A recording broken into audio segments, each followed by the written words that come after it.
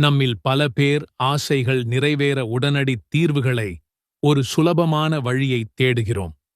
இந்த ஒரு துஆ ஓதினால் போதும், அல்லது இந்த ஒரு சூறாவை ஓதினால் எல்லாம் நடந்துவிடும் என்று நினைக்கிறோம்.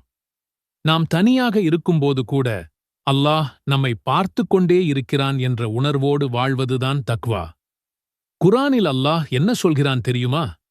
யார் அல்லாஹ்வுக்கு அஞ்சி நடக்கிறாரோ அவருக்கு அவன் ஒரு வழியை உண்டாக்குவான்.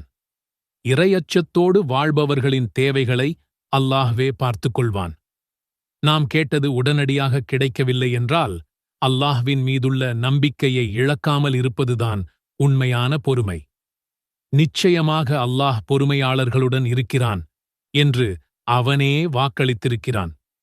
பொறுமையுடன் கேட்கப்படும் பிரார்த்தனைக்கு மகத்தான கூலி உண்டு. நம்மால் முடிந்த எல்லா முயற்சிகளையும் செய்துவிட்டு அதன் முடிவை அல்லாஹ்விடம் முழுமையாக ஒப்படைத்துவிட வேண்டும். நம் தேவைகளை நிறைவேற்ற அவன் ஒருவன் போதும். அதனால்தான் இறைவன் அழைக்கிறான், நீங்கள் என்னையே அழைத்து பிரார்த்தியுங்கள், நான் உங்களுடைய பிரார்த்தனைக்கு பதிலளிப்பேன்.